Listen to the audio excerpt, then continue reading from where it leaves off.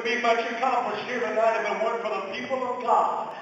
And so God bless you for being in this place of worship, and especially we're grateful to have a preacher of the gospel with us.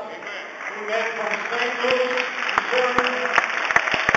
God bless Brother Terry Jones, our General Secretary and Treasurer, and a friend of Section 3 and SoCal District. We love and appreciate Brother Jones. Everybody say, God bless you, Brother Jones. Everybody say, thank you, liberty and preach tonight. Thank God. Let's worship the Lord one more time together. Thank you, God.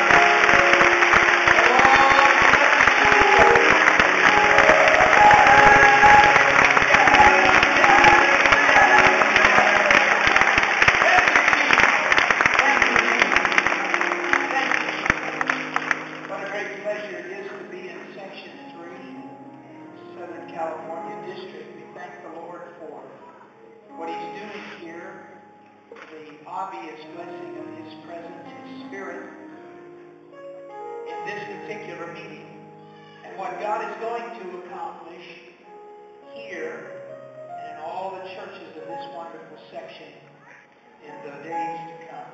Thank you for Brother Butler and the committee, pastors, for inviting me to come and making it possible that I could be with you in this great meeting. Jesus Crusade. I really like that name. Jesus Crusade. Yeah.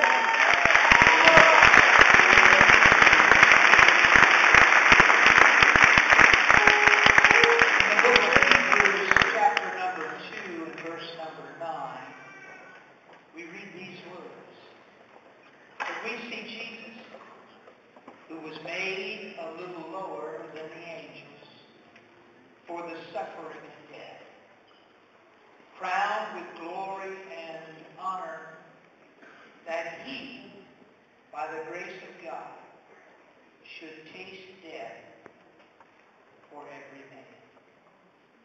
I want to preach a little while tonight from the opening phrase of that 9th verse of the 2nd chapter of Hebrews. We see Jesus. God bless you. You may be seated. The book of Hebrews is a landscape. In it we see mankind scaling the heights and standing on the mountaintops of faith, doing exploits that bring honor to Him and to His God. We also see man slogging through the depths of depravity and sin, dishonoring both himself and his Maker. And always the backdrop is the Himalayas of God's grace and His dealing constantly with mankind. The very first chapter, indeed in the very first verse, the writer of Hebrews opens with a discussion of God revealing Himself. Truth is, of course, we can know nothing of God unless He chooses to reveal Himself. That's right. We cannot, through human accomplishment, intelligence, education, philosophy, ever know God. Come on. The only way that we can know Him is when He chooses to reveal Himself. Amen. And the writer tells us that God has never limited Himself to one method or one way, but throughout time He has revealed Himself in a myriad of ways. God, he says, who at sundry times and in divers manners spake in time past unto the fathers by the prophets, hath in these last days spoken unto us by His Son, whom He hath appointed heir of all things, also He made the worlds, who being the brightness of His glory and the express image of His person, and upholding all things by the word of His power, when He had by Himself purged our sins, sat down on the right hand of the majesty on high. That's my Jesus. In chapter 2, the writer of Hebrews shifts the imagery and the landscape changes. No longer in view is a God who put flesh on Himself, who expressed Himself, whose very image was that Son of God. No longer is He in focus, but rather the writer of Hebrews begins to talk about us. And not just us as we are, but us as God designed. God's plan, God's wishes, God's desire for us. When you look around this world, don't you blame God for what you see. This isn't God's choice for us. He has something entirely different in mind.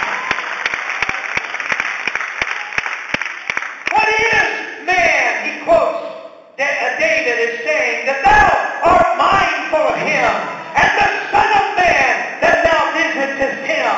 Thou madest him a little lower than the angels, though crownest him with glory and honor, and didst set him over the works of thy hands.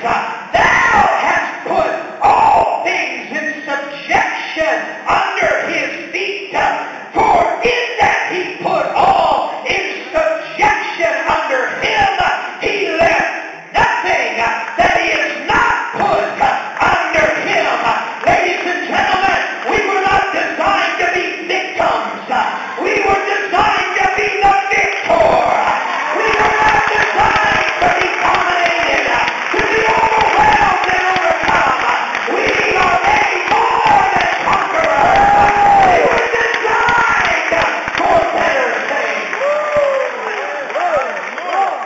And in contrast to God's plan for us and God's design for your life, the writer of Hebrews in a very succinct sentence captures the great tragedy of mankind's experience on this earth. But now we see not yet all things put under him.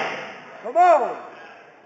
In other words, we see man living beneath his place.